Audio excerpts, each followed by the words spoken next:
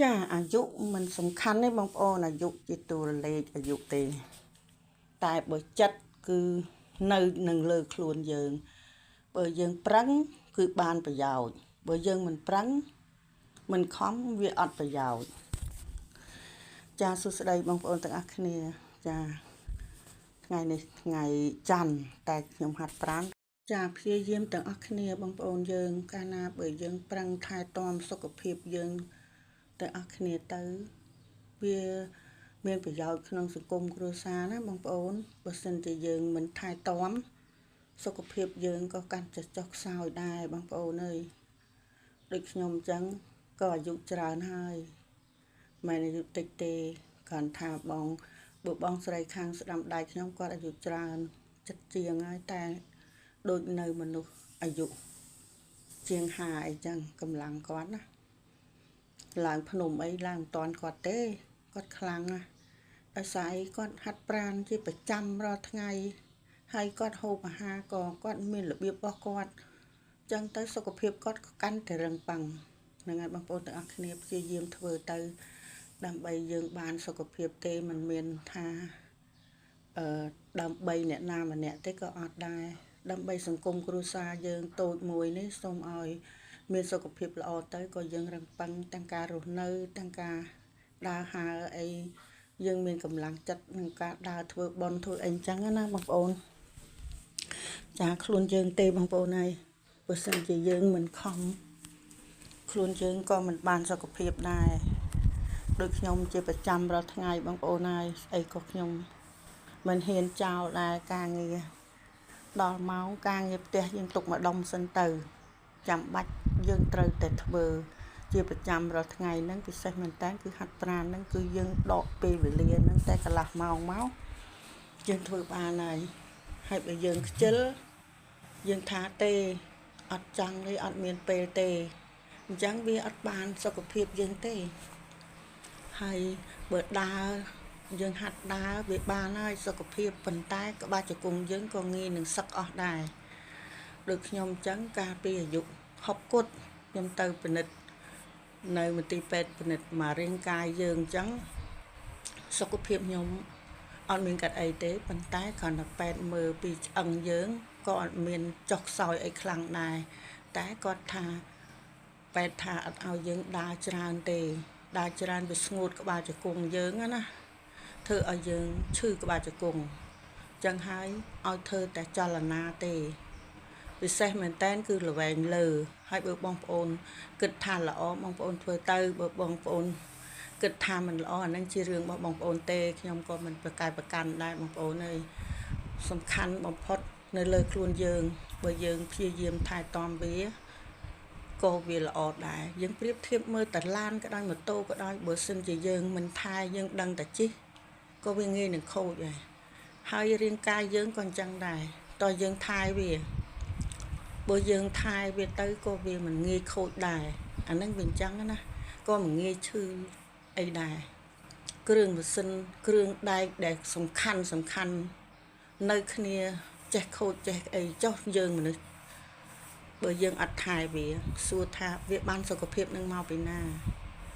មានតែខ្លួនយើងទេអញ្ចឹងហើយយើងខំទៅបងប្អូនហើយតោះយើងប្រៀបធៀបបែបហ្នឹងយើងយកបញ្ញាយើងទៅគិតចំណុចហ្នឹងបានយើងស្វែងយល់កាន់តែខ្លាំងខ្ញុំមិនមានតម្រេះវិជ្ជាអីខ្ពង់ខ្ពស់ទេបងប្អូនចំណេះដឹងគឺគ្មានទេតែខ្ញុំស្វែងយល់ជាងគេគឺស្វែងយល់ពីសុខភាពហើយបើថាឲ្យខ្ញុំទៅស្វែងយល់ពីរឿងប្រទេសជាតិអីខ្ញុំអត់ចេះទេខ្ញុំអត់ដឹងទេបងប្អូនដោយសារអង់គ្លេសមិនចេះមួយតួទេអញ្ចឹងចេះតែខ្មែរហើយខ្មែរហ្នឹងក៏កម្រិតទាបដែរយើងធំចំនួនអាពោតយើងអត់បានរៀនជ្រៅជ្រះទេអញ្ចឹងក៏យើងធំចំនួនពោតហើយយើងបានប្តីចំនួនអាពោតទៀតអញ្ចឹងហើយយើងមិនអាចទៅមុខបានដូចគេក្មេងសម័យលើទេគ្រាន់តែយើងស្វែងយល់ពីចំណុចសំខាន់ដូចជាថែសុខភាពហ្នឹងខ្ញុំស្វែងយល់ខ្លាំងណាស់ព្រោះអីខ្លួនខ្ញុំផ្ទាល់ខ្ញុំពិចារណាថាតើខ្លួនយើងហ្នឹងសុខភាពរាងកាយយើងហ្នឹងវាដើរដល់កម្រិតណាខ្លាំងកម្រិតណាខ្សោយកម្រិតណាចំណុចណាដែលវាមានបញ្ហា យើងស្ទង់ខ្លួនយើងអញ្ចឹងទៅយើងមិនបាច់ចាំថាចាំតែឈឺហើយបានយើងរត់ទៅប៉ែតទេអញ្ចឹងយើងពិចារណាខ្លួនយើងទៅវាដឹងហើយចាហ្នឹងហើយបងប្អូនយើងទាំងអស់គ្នាយើងព្យាយាមទៅដើម្បីបានសុខភាពមានតែការតស៊ូថែទាំខ្លួនយើងទៅកូនចៅយើងក៏វាសុបាយចិត្តដែរបើសិនជាយើងមិនថែទាំខ្លួនឯងកូនចៅគ្នាដឹងតែមានតែកម្លាំងកំពុងតែរនៅក្មេងគ្នាខំរដើម្បីចិញ្ចឹមកូនគ្នាផងហើយងាកមកយើងក៏វាមិនបានជួយណាទាំងដល់ដែរវាជួយបានកម្រិតណាហើយបើសិនជាយើងមិនជួយខ្លួនឯងទៀតចាំតែកូនទាំងអស់កូនណាងគួយតែមកមើលថែយើងគ្រប់ជំហានមានតែខ្លួនយើងហើយយើងចេះស្ទង់ចេះថែទាំខ្លួនយើងទៅព្រោះវ័យយើងវាលែងរស់ស៊ីអីកើតហើយមានតែថែសុខភាពទេហើយនឹងដើរធ្វើបុណ្យធ្វើទានអញ្ចឹងទៅនឹងយើងសុបាយចិត្តទៅក៏យើងបានអាយុវែងដែរចាដូចខ្ញុំអញ្ចឹងខ្ញុំដើរធ្វើបុណ្យរហូតហើយក៏មិនមានលុយអីធំដុំដែរបងប្អូនគាត់ថាមានចិត្តទៅបន្តិចបន្តួចចិត្តទៅគេឯងអញ្ចឹងទៅចាហើយក៏បានព្យាយាមថតវីដេអូគ្រាន់យកមកផុសអីអញ្ចឹងទៅចាហ្នឹងហើយបងប្អូនសំខាន់ណាស់កាលណាដែលយើងធ្វើនឹងឲ្យតែយើងតាំងចិត្តថាធ្វើអីមួយយើងនៅតែស៊ូធ្វើបានហ្នឹងបងប្អូនអើយមិនថាចាស់មិនថាក្មេងទេដូចខ្ញុំអញ្ចឹងរៀនបង្កើតเพจរៀនអីចឹងផុសចឹងទៅព្រោះបងប្អូនជួយមើលទៅក៏ខ្ញុំបានរីកចឹងទៅព្រោះបងប្អូនអត់ជួយមើលអាហ្នឹងវាអត់ចឹងទៅដូច YouTube អញ្ចឹងខ្ញុំធ្វើរាល់ថ្ងៃហ្នឹងដើម្បីថាអត់ពីខ្ញុំទៅមកថាយើងចាស់ទៅបាត់សូនឈឹងទៅពីលើលោកនេះទៅក៏នៅសល់សម្រាប់កូនចៅចំនួនក្រោយបានមើលដែរអញ្ចឹងយើងវាអត់បាត់ទៅណាទេជីវិតយើងនៅតែមើលនៅតែរស់រវើកនៅលើផែនដីដោយសារអីដោយសារយើងមានរូបផុសតាងយើងណាចាហ្នឹងហើយពួកអីខ្ញុំស្រឡាញ់ចំណុចហ្នឹងអញ្ចឹងខ្ញុំគិតទៅដល់ចំណុចអញ្ចឹងទេបងប្អូនហ្នឹងហើយបងប្អូនទាំងអស់គ្នាបើយើងមិនតស៊ូមិនប្រឹងប្រែងវាធ្វើអត់ដល់ទេទៅអត់រួចទេតែតែយើងប្រឹងប្រែងទៅរាងកាយយើងបេះដូងយើងក៏ល្អឈាមយើងក៏រត់ស្រួលមិនមានបញ្ហាស្អីច្រើនហើយយើងថែទៅយើងកុំគិតតែទៅផលិតផលនេះផលិតផលនោះគ្មានអីជាងការហាត់ប្រាណទេបងប្អូនអើយអានឹងជួយពេញរាងកាយទាំងអស់ហើយយើងហូបអាហារធម្មតាយើងកុំទៅតមពេកហើយយើងកុំលឹះពេកនិយាយទៅឲ្យតែផ្លូវកដាលគឺស្អីក៏ដោយឲ្យតែដើរផ្លូវកដាលគឺសុខហើយបងប្អូនអត់មានលឹះអត់មានផ្អៀងមានផ្អងអានឹងសុខហើយរស់ដល់ជាសុខនឹងដោយសារអីដោយសារយើងប្រឹងប្រែងថែទាំទាំងផ្លូវចិត្តទាំងផ្លូវកាយ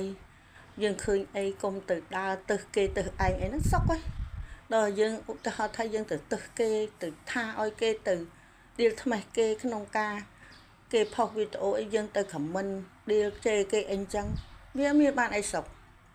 ចំណេញតែដេកក្តៅក្រហាយខ្លួនឯងហ្នឹងអញ្ចឹងហើយយើងធ្វើអ្វីដែលថាស្ងប់យើងធ្វើទៅសុខហើយអ្វីដែលយើងចង់ធ្វើដូចជាហាត់ប្រាណជាប្រចាំអញ្ចឹងយើងសុខហើយសុបាយចិត្តមកជួបជុំគ្នាសួរនាំគ្នាសុខទុក្ខគ្នាហើយមានរឿងសើចអីអញ្ចឹងទៅយើងនាំគ្នាសើចអីអញ្ចឹងទៅវាសុបាយចិត្តបែបហ្នឹងដូចថ្ងៃហ្នឹងអញ្ចឹងហាត់ប្រាណអត់ចង់កើតទេព្រោះអីមានរឿង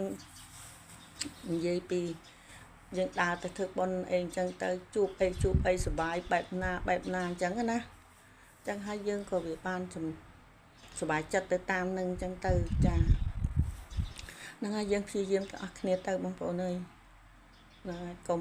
រុញរាក្នុងការធ្វើលំហាត់ប្រាណនឹងវាអត់មានបានអីមកវិញទេតើយើងប្រឹងប្រែងទៅយើងបានសុខភាពហើយមើលដូចខ្ញុំហាត់ក្នុងរយៈពេលកន្លះម៉ោងហ្នឹងដៅសាច់បងប្អូនហើយតែយើងថតយើងយកតែខ្លីទេយកតែ10នាទីអីជាងទេមិនអាចយកច្រើនទេចាច្រើនពេកក៏ផុសអត់ចាញ់ព្រោះយើងទូរស័ព្ទមិនមែនជាដែល computer អីចឹងណាអញ្ចឹងតែទូរស័ព្ទវាបានកម្រិតតែប៉ុណ្្នឹងទេចាស៊ូបងប្អូនទាំងអស់គ្នាហ្នឹងហើយបើបងប្អូនអាចចូលមើលបានហើយជួយចុច Subscribe ឲ្យខ្ញុំម្នាក់មួយផងណាសញ្ញារូបកណ្ដឹងហ្នឹងវាសំខាន់សម្រាប់ខ្ញុំហើយបងប្អូននឹងមានវីដេអូបន្តទៀតបើសិនជាដាក់តែឈឹងអត់មានបងប្អូនមើលហ្នឹងផ hai chìm ai phọc to tiệt thế chẳng hai bóng ôn chui cho mà nẹt mùi tới đâm bầy nhom bàn đào tới một cho mùi bóng ôn đai hai có bàn khơi nước nông sừng cung nâng kề đai phụ ấy trăng khơi nước nông sừng cung nâng kề đai nâng ná bóng ôn cha hai bị tổ nhom có việc chất đào tị mình chọc đai bóng ôn từng ác nê sông chun po bóng ôn từng ác nê sông miền sóc phiệp lọ nâng sầm nàng lọ đào tay nam mòn na tay thưa bòn thưa ấy chẳng sông chuột tay nâng bột thọ sang sông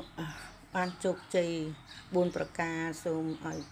កើតមានដល់អ្នកទាំងអស់គ្នាដែលចូលរួមមើលវីដេអូខ្ញុំសូមឲ្យមានសុខភាពល្អនិងសំណាងល្អជោគជ័យគ្រប់គ្នាណាបងប្អូនណាចាអូឃើញហើយបងប្អូនអាច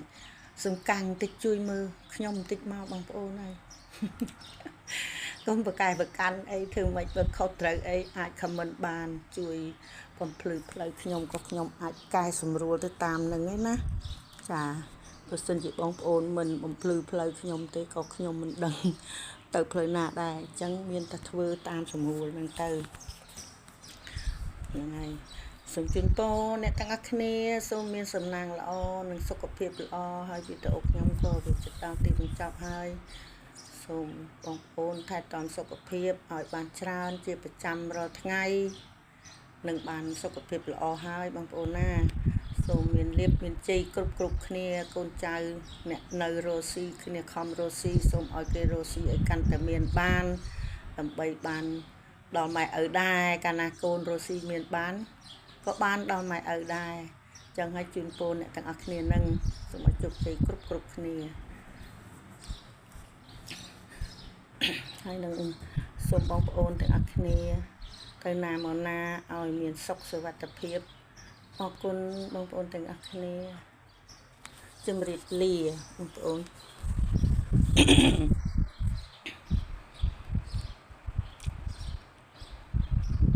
ស៊ូទាំងអស់គ្នាហេងមានលិបមានជ័យចាស៊ូណាបងប្អូនទាំងអស់គ្នាវីដេអូខ្ញុំដល់ទីបញ្ចប់គាត់តែចិត្តបញ្ចប់នឹងនៅវែងឡាយហ្មងនេះចាអរគុណច្រើនណាស់បងប្អូនអើយហ្នឹងហើយអរគុណអ្នកមកហាត់ប្រាណជាមួយខ្ញុំនិងសូមអ្នកទាំងអស់គ្នានឹងមានសុខភាពល្អដូចគ្នាចានៅកតុយបន្តិចហ្នឹងនេះ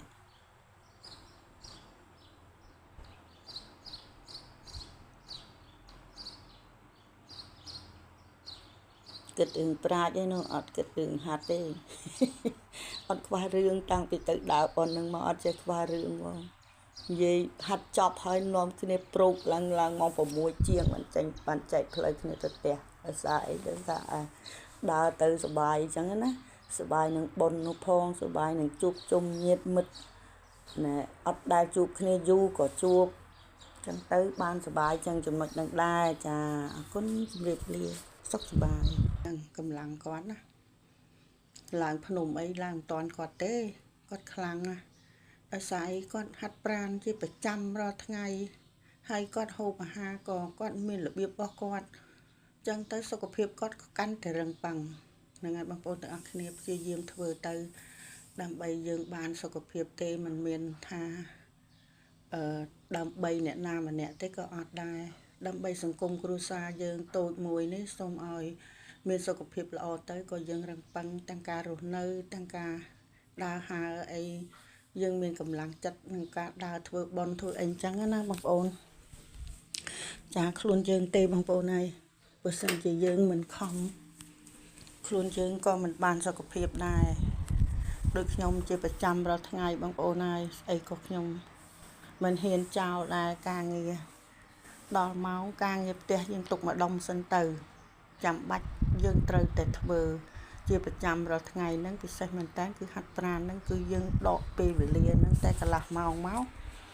យើងធ្វើបានហើយបើយើងខ្ជិលយើងថាទេអត់ចង់ទេអត់មានពេលទេអញ្ចឹងវាអត់បានសុខភាពយើងទេហើយបើដើរយើងហាត់ដើរវាបានហើយសុខភាពប៉ុន្តែក្បាលជង្គង់យើងក៏ងាយនឹងសឹកអស់ដែរដូចខ្ញុំអញ្ចឹងកាលពីអាយុ60គត់ ខ្ញុំទៅពិនិត្យនៅមន្ទីរពេទ្យពិនិត្យមករាងកាយយើងអញ្ចឹងសុខភាពខ្ញុំអត់មានកាត់អីទេប៉ុន្តែគ្រាន់តែពេទ្យមើលពីឆ្អឹងយើងក៏អត់មានចុកខ្សោយអីខ្លាំងដែរតែគាត់ថាពេទ្យថាអត់ឲ្យយើងដើរច្រើនទេដើរច្រើនវាស្ងួតក្បាលជង្គង់យើងណាធ្វើឲ្យយើងឈឺក្បាលជង្គង់ចឹងហើយឲ្យធ្វើតែចលនាទេពិសេសមែនតើគឺល្វែងលើហើយបើបងប្អូន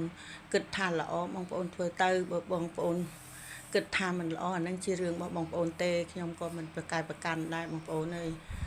សំខាន់បំផុតនៅលើខ្លួនយើងបើយើងព្យាយាមថែទាំវាក៏វាល្អដែរយើងប្រៀបធៀបមើលតឡានក៏ដោយម៉ូតូក៏ដោយបើសិនជាយើងមិនថែយើងដឹងតែជិះក៏វាងាយនឹងខូចដែរ